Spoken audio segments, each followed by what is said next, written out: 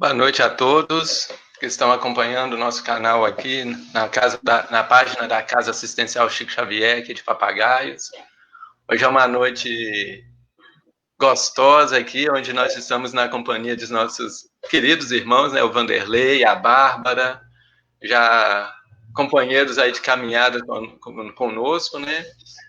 Todos dois já estiveram com a gente aqui em outras lives. O Vanderlei já teve algumas vezes presencialmente aqui. A Bárbara, a gente vai trazer ela ainda qualquer época aí, né, Bárbara? Mas hoje nós estamos aqui para a gente conversar, né, gente? Igual todo mundo que acompanhou a nossa divulgação aí, viu que a gente, com muito carinho, quisemos colocar o título de Jesus, Kardec e Chico a favor da vida. Então, hoje o nosso propósito é que nós vamos trocar uma ideia e queríamos contar também com a participação de todo mundo que está aí nos acompanhando. Já tem muita gente dando boa noite aqui, eu não consegui nem acompanhar aqui, choveu boa noite. Então, gente, a ideia dessa live aqui no trio, né, é justamente essa interação e também interagir com todo mundo que nos acompanha, né? Então, nós vamos contar aí com as opiniões, as dúvidas, as perguntas que foram surgindo ao longo do tempo aí, né? Da nossa irmã Jaqueline e sua irmã Margarete, que estão lá de Barbacena nos acompanhando. Temos a nossa irmã aí, a Nádia, Natália, aqui de Papagaios, Nadir, Aurelina, querida irmã nossa de Pará de Minas, a Regina Faria, de São José da Varginha também. Todos companheiros queridos. Então, a gente conta aí com a participação de todos. Eu, Vanderlei e a Bárbara, nós vamos ir conversando, né, gente? Igual a gente já tinha falado, vamos conversar um pouquinho sobre qual que é a posição da doutrina espírita, o que o Evangelho de Jesus, o que Kardec, o que Chico nas suas obras e na sua vida nos trouxe aqui para deixar claro, né, o quanto nós devemos valorizar as nossas vidas. Antes da gente iniciar, eu vou convidar todos para nos acompanhar na nossa prece inicial, para que a gente possa pedir aos benfeitores amigos, ao Mestre Jesus, principalmente, que estejam conosco e possa tornar essa noite o mais agradável possível para todos nós. Então, eu convido a todos. Eu gosto muito de mobilizar os sentimentos em nossas preces, gente. Então, eu vou convidar todos vocês para trazerem na memória o momento mais feliz que tiveram no decorrer dessa semana.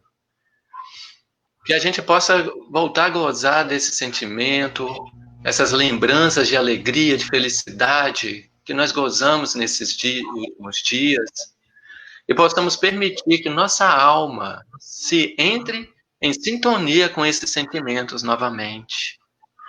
Dessa forma, estaremos nos elevando para sintonizar com a espiritualidade amiga e próximo dela.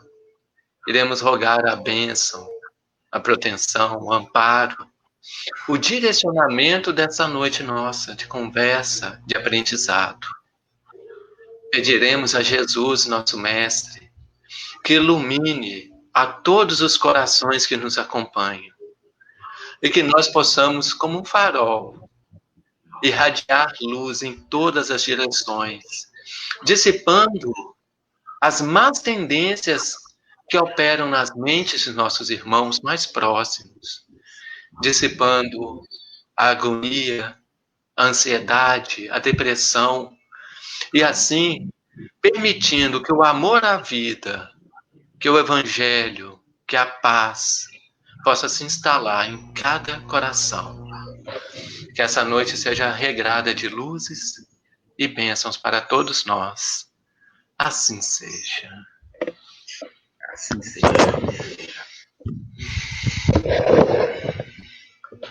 Muito bem, gente. Pessoal, como eu tinha conversado aqui com os nossos companheiros, nós traçamos aqui um pequeno roteiro para direcionar nossas conversas. E com esse roteiro, gente, como eu disse no início, a gente vai contar aí com a participação de vocês. Nós vamos tentar conversar um pouquinho hoje sobre o que pode levar uma pessoa ao suicídio, como a doutrina espírita pode prevenir e qual que é o papel da doutrina espírita, principalmente com os familiares de vítimas de suicídio. Igual a gente conversou, né, Vanderlei e Bárbara, foi uma coisa assim que eu creio que todos nós já passamos por experiências doutrinárias ou experiências pessoais, dentro da doutrina espírita ou na vida, né, profissional, familiar, onde a gente tromba com esse tema. Aí, para a gente iniciar, eu queria ver a opinião aqui dos nossos companheiros, né? O que vocês acham que pode direcionar uma pessoa para começar a pensar, né, em tirar sua própria vida, em achar que não presta mais a vida que leva? O que a gente pode encontrar nisso, gente? Quem quer começar? Vanderlei? Bárbara? As damas primeiro. Muito obrigada. Boa noite, gente. Tudo bom? Estou muito feliz aí em participar novamente dessa conexão, né? Entre cidades da mesma região e com dois companheiros de doutrina de caminhada, né? Tão queridos que são o Davi e o Vanderlei. Muito obrigada. Bom, essa temática é uma temática bastante complexa, né? E é claro que a gente tem que buscar a referência das orientações, né, daquilo que a gente vai falar, ouvir, vivenciar diante da temática do suicídio na base de Kardec, na doutrina de Jesus, né? Então, o que a gente observa é que a vida cotidiana, ela tem nos levado a mergulhar na versão materialista da vida.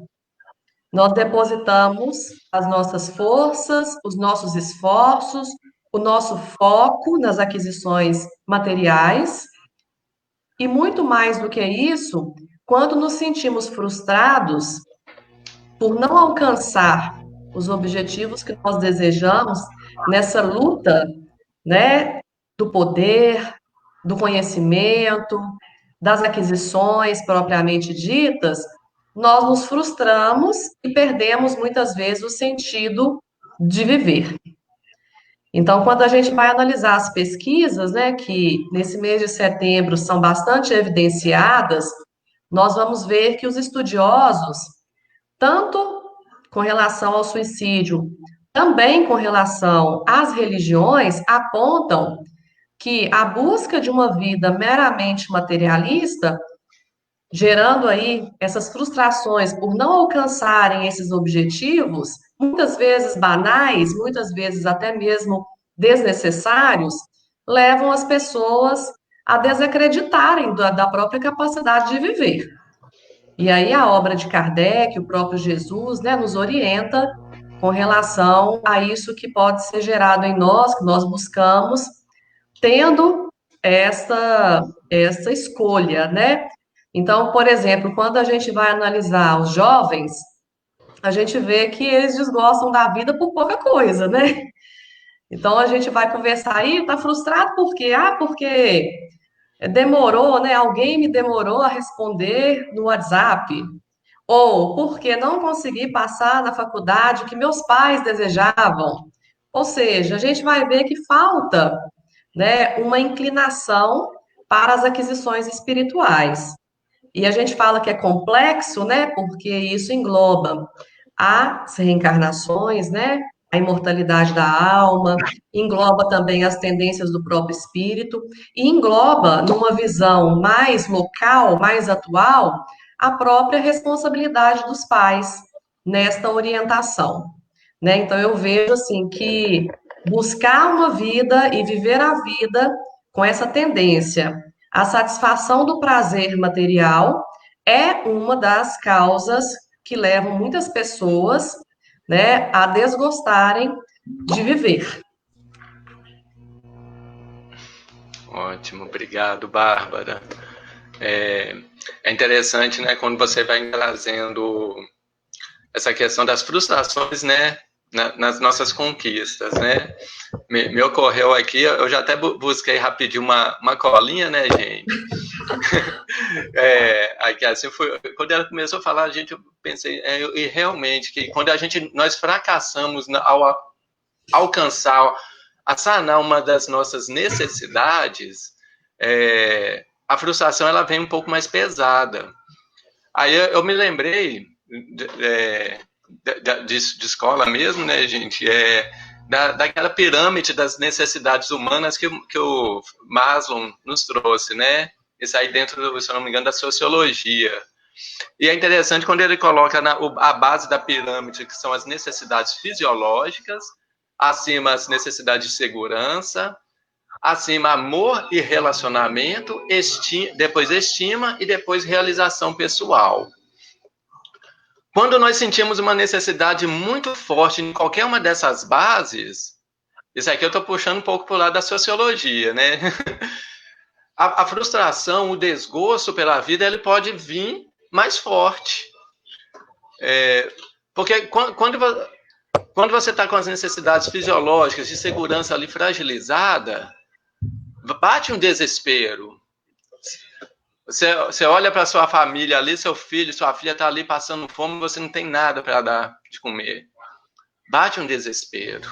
E isso aí, assim, a gente não sabe o que esse desespero vai causar dentro da gente. Porém, também quando você tem a fragilidade nas suas necessidades de amor, de relacionamento, o mocinho terminou o namoro com aquela mocinha, então a vida acabou ali, né? Terminou o casamento, a vida despenca, e tudo isso faz uma agitação tão grande dentro da gente. Isso quando a gente vai seguindo, porque às vezes você tem essas três necessidades equilibradas, mas falta estima, ou então uma realização pessoal também, né? E hoje é interessante que alguns estudiosos já estão colocando acima das necessidades pessoais, estão colocando uma outra hierarquia, que é a necessidade espiritual.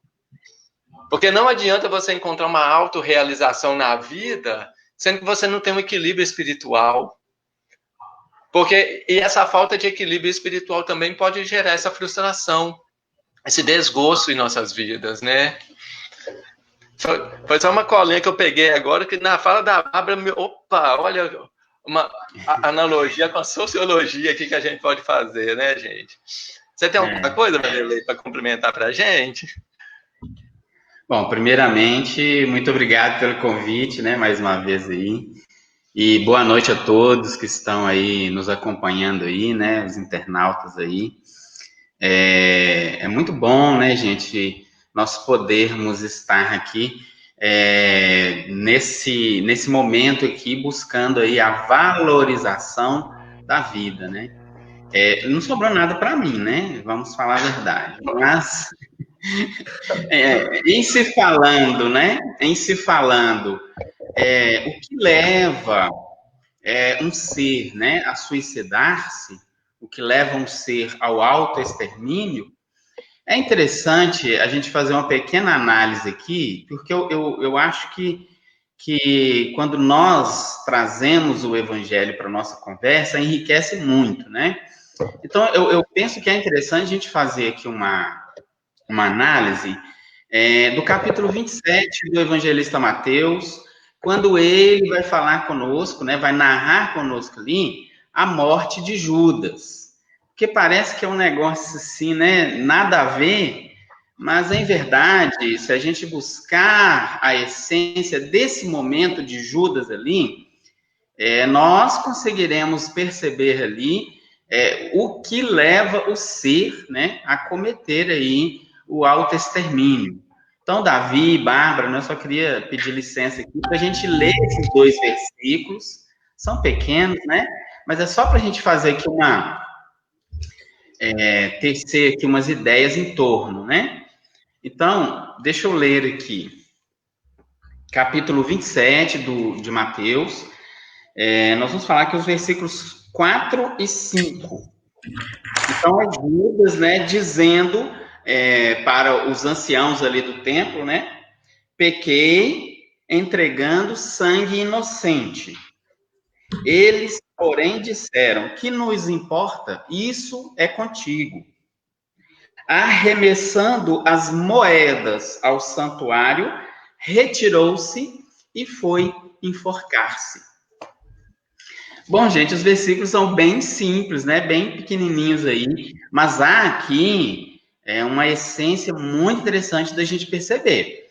Porque quando a gente percebe ali o movimento de Judas, né? Ele tinha uma expectativa, e a sua expectativa é com Jesus, né? Essa expectativa de que Jesus, ele seria aquele que resolveria ali o domínio de Roma sobre a Palestina, né? Roma estava ali escravizando, dominando, né? Numa linha de violências, de atos ali ilícitos. Então, o que Judas esperava de Jesus? Que ele fosse aquele que chegasse e libertasse, né? Mas, o que acontece? Ao entregar Jesus, ele vê que não foi bem isso que aconteceu, né? Jesus é crucificado, e aí, o que ele faz? Ele tinha ali algo que era benefício, que eram as moedas, né? E aí a gente vai entender que as moedas não eram o objetivo dele, porque o que ele vai fazer? Ele vai devolver aquelas moedas, né?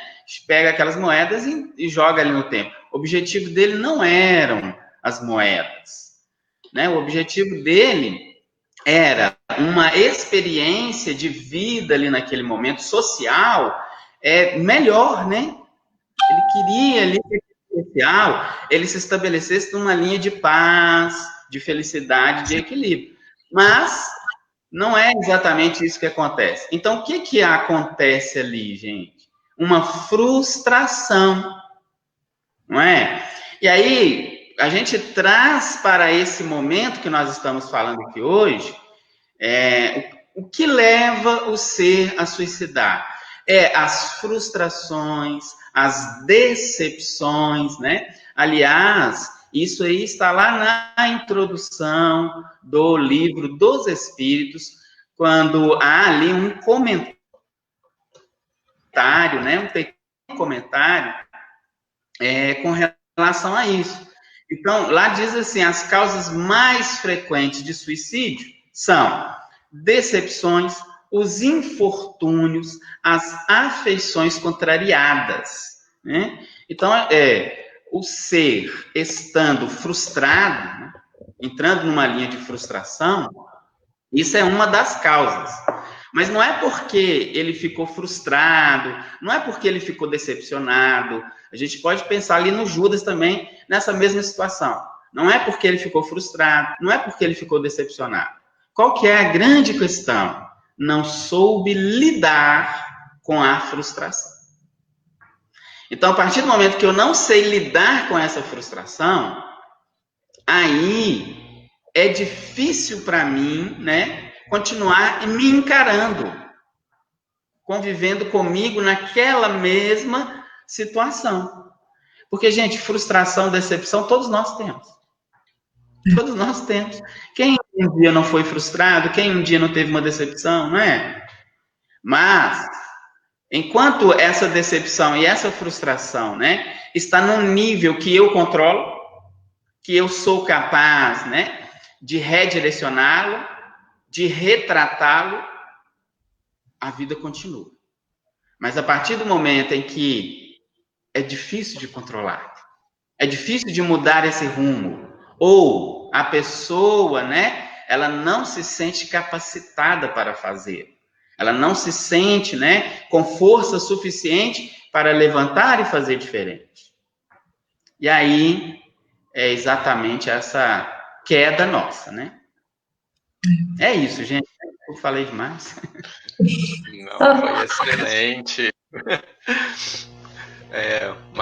Uma coisa que eu gosto muito no Vanderlei, e a gente sente a falta disso muitas vezes dentro da doutrina espírita, esse casar com o evangelho, né? Igual adorei você trazer o caso de Judas, ali trazido direto dos versículos ali de Mateus, isso mostra para a gente tudo isso que a gente está tentando esclarecer, né? Só numa sequência aqui, a gente aqui a nossa companheira Mara Silva, ela nos colocou a seguinte pergunta, gente, que efeito colateral de medicamentos também tem contribuído. Nas bulas vem descrevendo autoextermínio. Tem estudo doutrinário sobre essa possibilidade? É interessante, né? Nós vamos pegar... Queria só fazer um comentário sobre essa questão. Depois, se Vanderlei e Bárbara, se quiser cumprimentar também, que eu não sou fármaco, tenho só um curso técnico em química, alguma coisinha que eu entendo sobre isso. Mas, que é interessante porque quando nós tomamos algum medicamento, os medicamentos, eles têm a atuar fisicamente em nosso organismo. Eles vão atuar, podem gerar, principalmente esses remédios psiquiátricos, eles vão atuar na dosação de hormônios em nosso organismo. E alguns hormônios, eles nos levam à depressão e alguns nos levam ao êxtase, né? Realmente, tem alguns medicamentos, né, igual... eu já vi algumas pessoas que tomam medicamentos para tratamento de pele, com dermatologistas receitado, que vem falando lá que um dos efeitos colaterais é tendências de autoextermínio ou de suicídio, né, dependendo. Isso tudo vai estar a ver com a dosagem de hormônio que vai produzir no corpo. Não é propriamente uma questão do espírito, é uma coisa externa que está trazendo. Mas, porém, o hormônio ele pode influenciar no corpo, que vai jogar o sentimento para a alma também. E, às vezes, quando ela encontra naquela alma aquela dosagem, aquela manifestação de sentimentos que a relembra de algo que ela já passou, porque pode ser que uma pessoa tome e nunca vai ter tendência suicida, mas às vezes aquela que, vamos supor que ela já passou por uma frustração em vida passada, terminou essa frustração através do suicídio, e agora um medicamento está fazendo ela reviver todos esses sentimentos novamente. Então, acaba que volta ali na questão espiritual, porque são tendências. E geralmente essas bulas de remédio, quando trazem isso, elas colocam o percentual. E, pelo menos as que eu já vi que traz de efeito colateral de suicídio, é questão de menos de 1%. Pode ser que encontre mais, né? Mas eu falo pelas que eu já tive em mãos para analisar.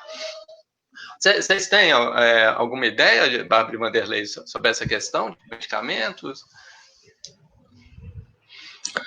A ideia também, assim, né? Porque eu também não sou da área da química, nem da farmácia, nem da medicina, né? Mas analisando sobre a ótica da vida, a gente sabe que a medicação, ela é muito bem-vinda com uma orientação, né? Porque dependendo da situação, né, do que a pessoa recorre para tratamento, ela precisa da medicação.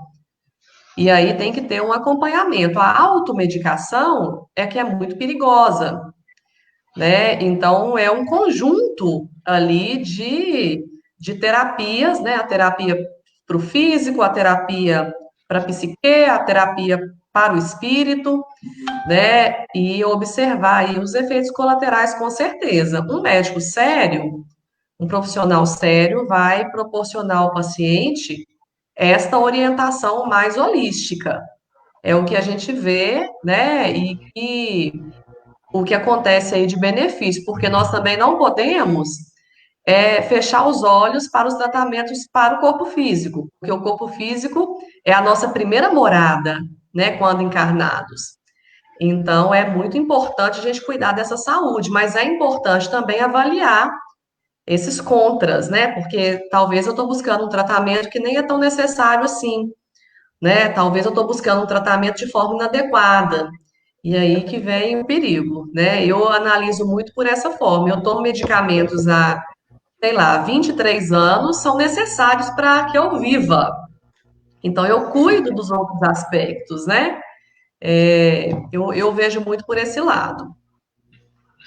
Deixa eu só pegar uma brecha sua aqui, Bárbara, que é interessante e a gente aproveita, todo mundo que está nos acompanhando aí também, para reforçar que hoje está muito comum a gente, as pessoas buscar tratamento médico e quando fala qualquer coisa ali assim que os sentimentos estão incomodando, já sair de lá com a receita pronta.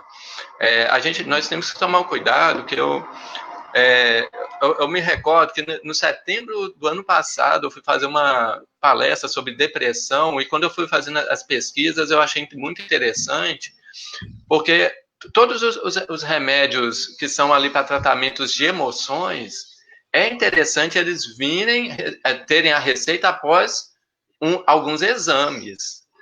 E a gente percebe que às vezes nem todos passam por exames. Porque você tem que saber como que está o corpo onde você vai introduzir aquele remédio. O médico ele tem essa condição.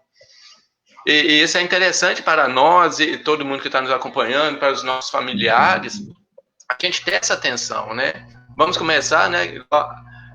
A Bárbara fez a referência aí, não sei se foi esporádica ou se é real, né? Que faz tratamento, usa remédio há 23 anos, né? Não, se eu não tomar, eu morro. Eu Mas aí descargo, então é contínuo. Mas você faz acompanhamento de exames clínicos periodicamente para isso, não Sim, com é? certeza. E isso é uma falha que a gente observa muito. Hoje, nos tratamentos fármacos que a gente tem, que falta o acompanhamento fisiológico também, e tem que ter. Muito deles vem em decorrência dessa automedicação, que a gente porque que um remédio deu certo para fulano, não, eu também vou tomar que fulano estava parecido comigo, e aí a gente, como diz o outro, né, enzebra tudo aí nesse meio de campo. Mas é bom a gente procurar, como a Bárbara deixou claro aí, a orientação médica, mas a orientação médica ela tem que buscar a fundo, né, o que a gente precisa realmente, né?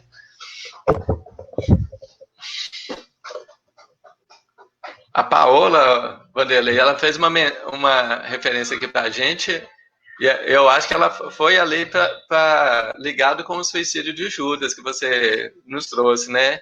Ela coloca assim: vemos no livro Boa Nova que os discípulos tinham as mesmas inseguranças que nós ainda hoje temos.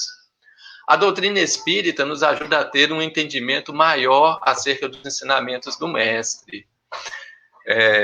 Vou só pegar uma pontinha aqui, mas eu vou querer que você comente mais, Vanderlei.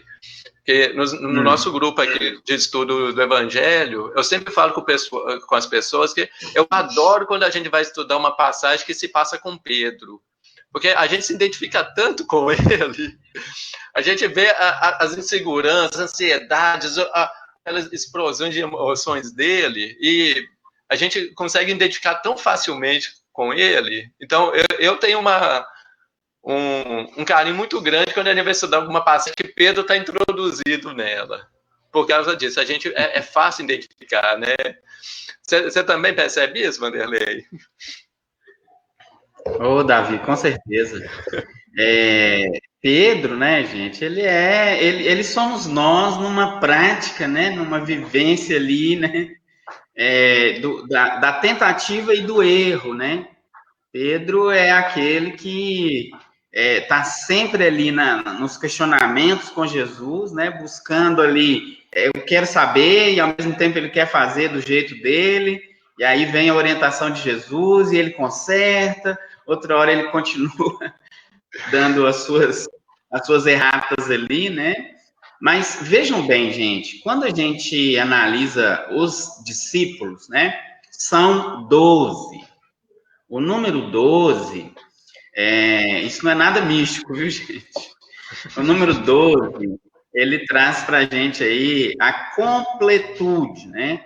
O 12, ele é o completo, ele é o fechamento, né, de um fechamento, assim, de ideias, né, que se completam. Então, quando você pega, por exemplo, os 12 discípulos, o ser humano se completa com aquelas 12 características. Cada discípulo traz em si ali uma característica que define as nossas experiências, as nossas jornadas na vida. Então, os 12, eles fecham, né, esse caráter completo do ser humano. É interessante a citação do livro Boa Nova, porque quem ainda não teve oportunidade de ler, né, leia, porque você vai perceber lá que não são todos os capítulos, né, e Humberto de Campos, ele até, na introdução, ele vai dizer, o que ele conseguiu trazer para a gente foram 30 capítulos, mas poderia ter trago mais, né, mas não deu. Mas se a gente observar os capítulos do livro Boa Nova, muitos dos capítulos pega um discípulo apresentando a dificuldade que ele tem, que ele traz consigo, é a característica daquele discípulo, e Jesus trabalha em cima daquela característica, né? Então, você pega Bartolomeu, né, com a questão dele do desânimo, né? Você pega o Tadeu, né, com a questão dele de ser muito prático, né, muito razão. Então, cada discípulo ali tem uma característica, e essa característica perfaz ali, dos 12, né, perfaz ali a completude, o homem integral, como diz Joana de Ângeles no livro O Homem Integral. Ótima referência, né? E é interessante levar para Joana de Ângeles assim, porque ela junto com Hamed, né, são os grandes psicólogos que a gente tem aí do plano espiritual, né? São aqueles que trazem, aliás, vamos pôr assim, os tratados para que nós possamos nos tratar nesse mundão que a gente está enfiado, né? É interessante. Na nossa sequência aqui, gente, queria conversar também. Acho que não temos outra pergunta aqui. Tem os alunos da Bárbara elogiando essa professora maravilhosa aí, né, Bárbara? Eu queria conversar com vocês um pouquinho de como que a doutrina espírita pode contribuir na prevenção do suicídio, né? E, consequentemente, né, vamos colocar assim, né? Como que a doutrina espírita pode contribuir para valorizar a vida, né? Eu particularmente, eu não gosto de ficar falando assim, vamos contra o suicídio, não, quando a gente fica pondo, melhor a gente falar, vamos valorizar a vida do que falar que vamos contra o suicídio, né? Pelo menos é uma opinião que eu carrego comigo. Mas dentro da doutrina espírita, dentro das experiências que nós já passamos, como que a gente observa assim que ela pode realmente fazer a valorização da vida para o indivíduo? Que é igual assim, para nós três, todo mundo que está aí nos acompanhando, quais ferramentas a doutrina, e quando eu estou pondo doutrina aqui, para deixar bem claro, né, gente, a gente pega a doutrina espírita, está lá desde o primeiro pergaminho que Mateus, né, o Levi escreveu, até agora, até os últimos livros que estão vindo até hoje, vem aí no cunho da doutrina espírita, né? Como que isso valoriza a vida para nós? Você quer começar, Vanderlei? Você deixa a Bárbara começar na última? Pode ir, Vanderlei. Tá bom, obrigado. Olha, gente, primeira coisa, quero fazer um comentáriozinho aí na fala do Davi. Doutrina espírita, escolas religiosas não são contra suicídio, não são contra aborto, são a favor da vida. Sabe, gente, porque quando você levanta a bandeira contra o suicídio, você está procurando briga. Porque você vai ter que argumentar por que você é contra o suicídio. Agora, quando eu levanto a bandeira a favor da vida, o que você vai argumentar? Qual que é o argumento? Então, nós não somos contra o suicídio. Nós não somos contra aborto. Nós somos a favor da vida. É só esse comentário que eu queria fazer. E a outra questão, Davi, falando de espiritismo, sabe do que nós estamos falando? Desse quadro que está do seu lado aí. Os fundamentos básicos da doutrina espírita. Porque isso aí não tem nada a ver, gente, com a religião, a doutrina espírita. Isso aí são leis naturais que regem a nossa vida. E isso aí está presente em todo e qualquer lugar. São esses fundamentos aí básicos, principais da vida. Agora, a gente falar a doutrina espírita, como que ela nos auxilia, né? Pensando aí nesse tema de autoextermínio do suicídio. Então, eu vou pegar minha colinha aqui também, né, Davi? E eu quero trazer aqui da introdução do Livro dos Espíritos, né? O que nós temos lá? A doutrina espírita, bem compreendida, é um preservativo contra a loucura. Então, a doutrina espírita, ela para nós é um preservativo contra a loucura, né? E entendamos a loucura aqui, gente, como os nossos atos, as nossas escolhas imprudentes. Porque as nossas escolhas imprudentes, a nossa loucura, né, imprudentes, nos levam, muitas das vezes, a esse autoextermínio. Qual é o preservativo? Doutrina espírita. Por quê? Porque ela vai tirar de você todos os seus problemas, todas as suas aflições? Não, não vai. Mas incute em nós, né? Incute no ser, por isso que o Kardec vai dizer ali, bem compreendido. Incute dentro de nós algo que é extremamente, que preserva, né? Extremamente o ser. Você não morre. Você é imortal. Então, se você está pensando, eu vou exterminar a minha vida porque aí acaba tudo, mas como assim? Você não morre. Ninguém morre. Então, a doutrina espírita veste-nos esse preservativo, né? E ao mesmo tempo que abre a nossa visão, amplia a nossa visão, para a gente sair daquilo que a nossa companheira Bárbara estava dizendo aí no início, gente. Porque muito ligados, muito arraigados ao materialismo, às expressões puramente materiais, que elas são passageiras. Elas vão acabar. Você se apega, agarra aquilo ali, mas elas são passageiras, elas vão acabar. Então, amplia-se a nossa visão, né? E aí, Jesus, ele fecha para a gente a ideia quando ele traz para a gente, né? Meu reino não é desse mundo. Meu reino não é aqui.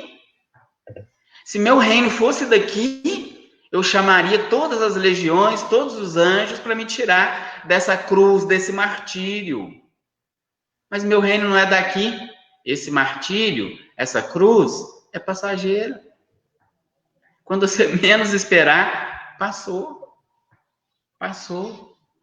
Então, gente, a nossa contribuição, né, da doutrina espírita, evangelho, né, é exatamente nós descobrirmos que eu não sou um corpo. Eu não sou um corpo que anda, que fala, que vê. Eu sou espírito imortal. É uma expressão infinita da criação divina. Então, há que valorizar o nosso corpo material, embora perecível, mas o nosso templo sagrado. Nós temos um dever para com ele, né? Nós temos aqui um compromisso para com o nosso corpo. Jamais feri-lo, jamais denegri-lo. Então, esse é o compromisso do eu, espírito imortal eterno. Então, isso, né, gente? É essa a contribuição grande que a doutrina espírita traz para a gente. Uma das, né? Uma das. Porque a gente poderia falar muitas coisas. Com certeza. É interessante, né? Esse trecho que você pegou da introdução do Livro dos Espíritos, eu gosto muito dele, porque às vezes a gente acha que o simples fato ali da gente ler, e às vezes até mesmo a leitura mecânica está enfiando, né, cabeça abaixo, ou goela abaixo, né, doutrina espírita. E a gente percebe que Kardec deixa bem claro, né, que a doutrina espírita é bem compreendida. Há uns anos atrás, nós tivemos em nossa casa espírita uma senhora que nos procurou porque ela estava desolada com uma situação familiar que tinha acontecido, que um sobrinho dela, que tinha uma carreira promissora, era novo, era espírita, era orador espírita, passou por algumas circunstâncias em sua vida que o levaram ao suicídio.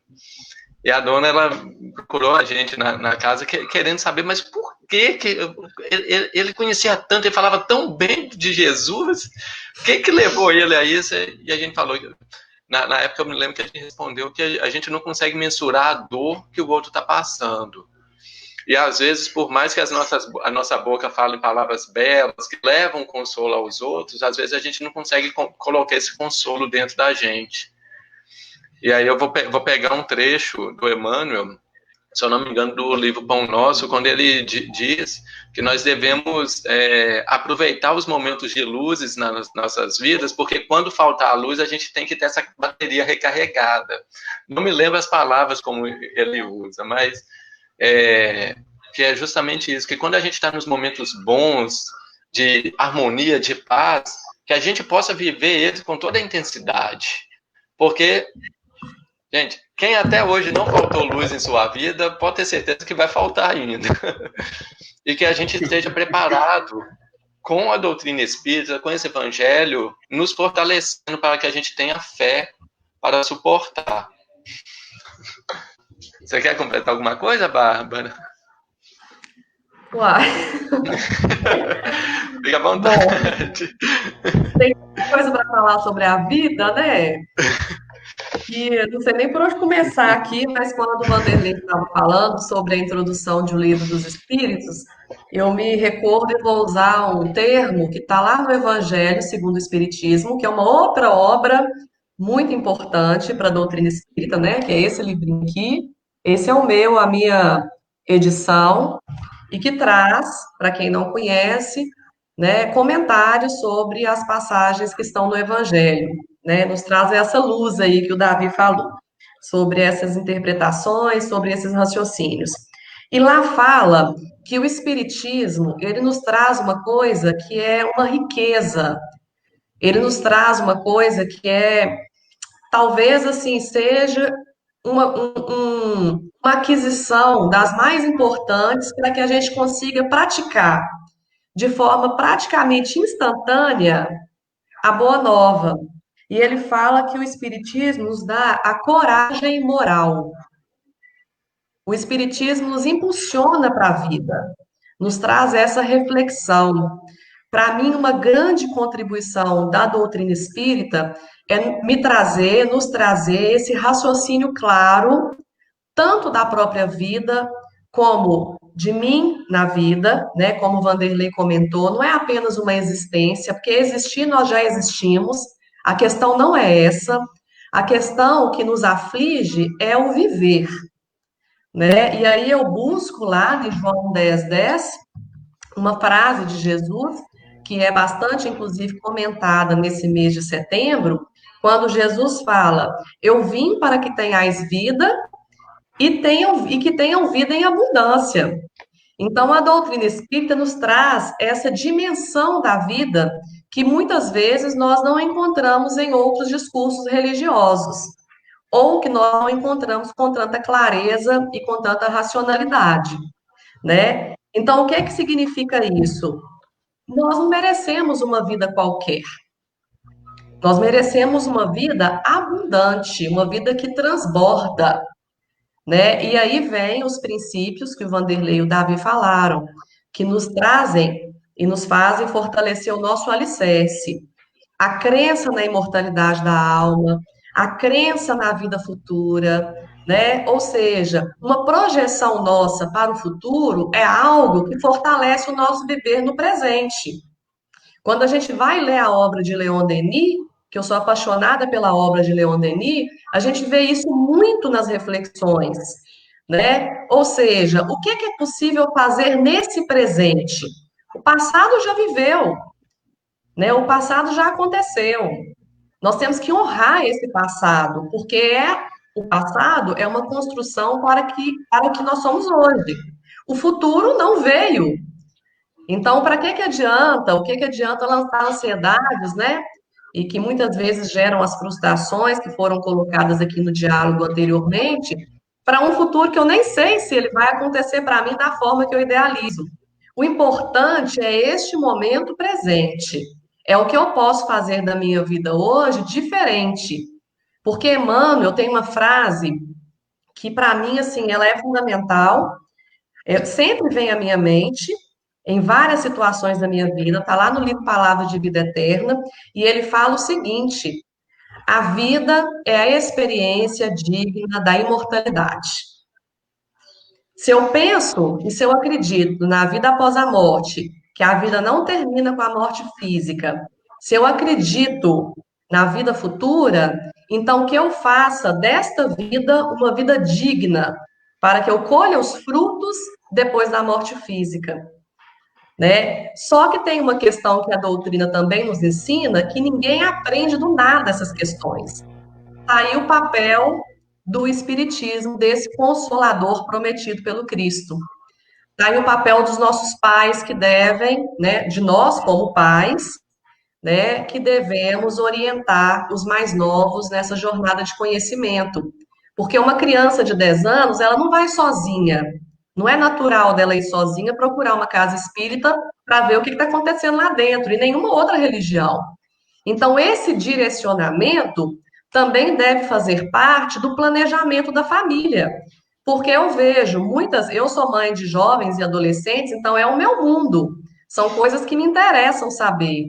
E eu vejo muitas mães e muitos pais se queixando que os filhos não se interessam pelas questões religiosas, mas quando vamos analisar o histórico daquela família, esses mesmos pais não ensinaram esse caminho para seus filhos, né? O suicídio, a tendência ao autoextermínio é uma coisa da pessoa, mas a pessoa ela não vive uma vida sozinha, ela precisa de uma base. E a família, ela deve ser esse direcionamento, né? E aí lá no Evangelho fala, no capítulo posterior, honrai nosso pai e vossa mãe, nós como pais, nós devemos dar esse direcionamento. Se mesmo assim não resolver, a nossa consciência deve ficar tranquila se nós fizermos tudo o que deveríamos ter feito. Esse é o nosso papel de educador. Essa é a vida que transborda, porque eu me preocupo comigo, eu tenho meu olhar atento para com o outro que está na minha casa, para com o outro que está no meu trabalho, para com o outro que está na sociedade, né? E dessa forma a gente vai levando essa bandeira, né, de valorização da vida em todos os ambientes que a gente tiver, porque a vida faz sentido para a gente. Nós não conseguimos falar daquilo que nós não temos no coração. E a doutrina faz com que a gente raciocine e trabalhe em nós, né, essa construção dessa ideia de vida ideal que nós tanto almejamos. Desculpa, eu falei um pouco demais. Ninguém está falando demais, não, gente. Como diz, estamos falando o necessário, o que precisamos expor realmente, né? Eu gostei desse desfecho que a Bárbara começou a colocar aí, assim, que puxando a doutrina espírita e trazendo para dentro do lar, porque isso nos remota de como que a gente pode, a ferramenta mais simples que está ao alcance de todos nós, a gente levar essa espiritualidade, né? Essa espiritualização do ser para as nossas crianças, para as nossas famílias, para o nosso lar, através da prática do evangelho no lar. Que é uma prática que, quando a gente consegue colocar de forma funcional, ela traz um equilíbrio, um bem-estar e melhora tanto o convívio da família e vai dando essa sustentação religiosa, né, como a Bárbara colocou, e direcionando os pequeninos que estão sob nossa guarda, para que eles possam buscar aquela luz da mensagem do que o Emmanuel, que eu comentei. Porque a luz, através do Evangelho, através da Boa Nova, nós temos que buscando nela todas as fases da nossa vida. Desde o momento que a gente já está com a nossa programação reencarnatória em mãos, né, a gente recebeu a pasta da nossa reencarnação, já cabe a nós e aos nossos pais fazer esse direcionamento. É interessante que hoje, quando a gente observa dentro da evangelização infantil, né, gente, nós estamos vendo que algumas casas estão evoluindo nas técnicas de evangelização no ventre. Vocês percebem como é que é isso? Você começa a evangelizar aquele ser novo que está para vir antes mesmo dele abrir os olhos nesse mundo. E aí funciona, e tem gente que fica desmerecendo uma prática dessa, só que é tão bonita porque a gente percebe que aquele ser já vai se situando. Da mesma forma que a gente percebe que é importante a mãe conversar com o bebê no ventre, pôr uma música gostosa para ele ouvir, o evangelho tem que fazer parte. E quando a gente consegue alicerçar nossa vida baseada no evangelho, nós melhoramos a qualidade de vida a nível moral e espiritual daqueles que estão perto de nós, mas principalmente a nossa também. Porque não tem como você passar evangelho sem você vivenciar o evangelho. Então, olha só como você dá e recebe ao mesmo tempo. E por isso que o evangelho no lar é tão importante, porque você está fazendo o ciclo do evangelho, né? Fazendo aquela purificação dentro do seu lar. Gente, nós estamos chegando aqui nos 52 minutos. Eu acho que a gente já pode ir caminhando para fechar. Alguém quer fazer alguma consideração? Tem algum comentário? Pessoal que está nos acompanhando aí, se tiver mais alguma pergunta. Agora, fale-se agora ou cale-se para sempre, né?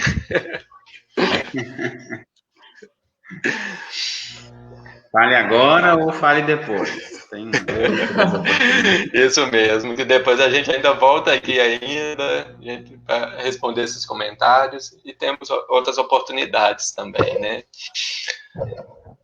Davi, eu queria só falar um pouquinho, já que a gente até fez aí uma proposta de falar do Evangelho no Lar.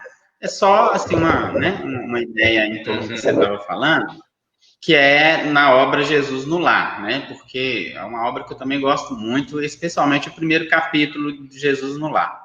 Nós já falamos desse capítulo aqui, né? Mas o que é interessante nesse primeiro capítulo, né? Jesus está dentro do lar de Simão Pedro e Jesus percebe que a conversação ali começou a ir para uma linha de futilidade, de inutilidade. Então, Jesus convida a Simão Pedro, as pessoas que estão ali, a abrirem os textos sagrados, né? E a mudarem, né? O tema da conversação. E olha que interessante, porque ao mesmo tempo, né? Você está mudando a psicosfera do ambiente do lar, né? Então, o evangelho no lar não é aquele momento, aquela hora que você separa um dia na semana, né, uma hora na semana, que você separa para você fazer uma reflexão em torno do evangelho.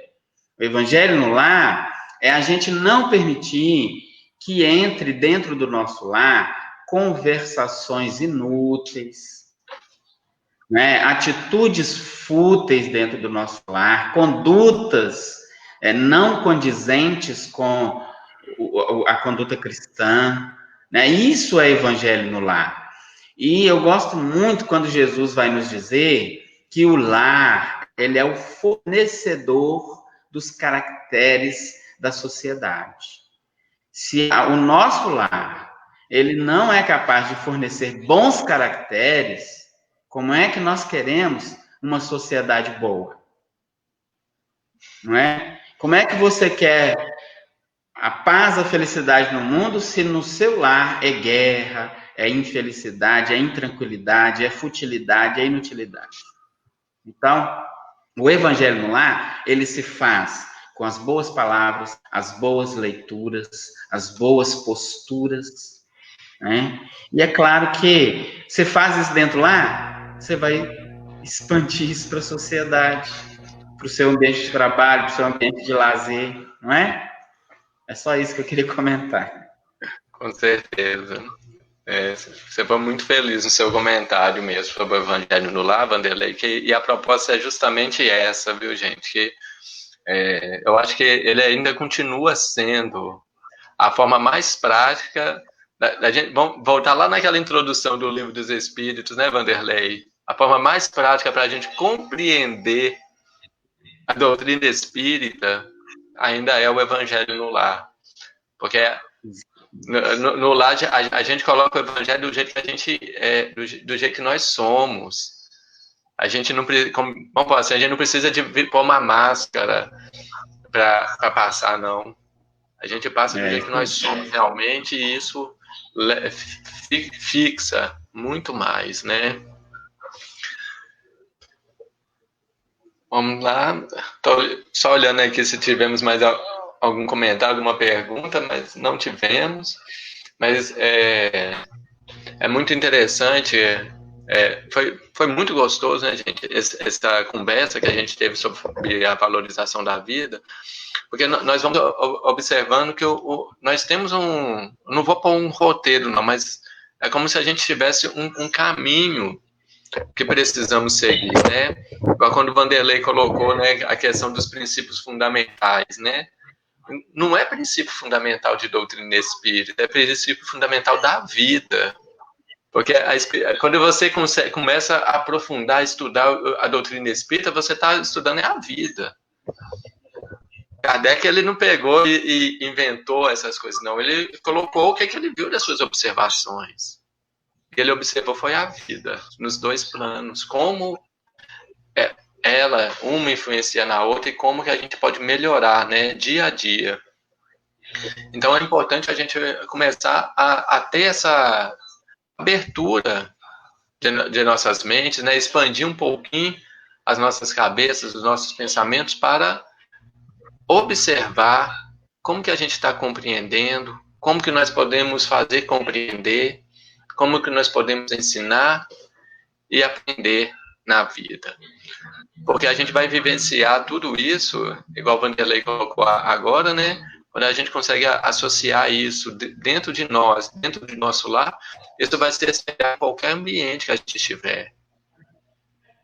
E aí eu vou me lembrar ali, né, de quando Jesus no Sermão do Monte vem falando, né, que é bem-aventurado os pacíficos e depois bem-aventurado os pacificadores, né? Porque quando a gente está absorvendo, nós estamos sendo pacíficos, mas quando a gente absorve, nós nos tornamos pacificadores. E Jesus deixa claro aí a bem-aventurado, porque felizes seremos nós, né?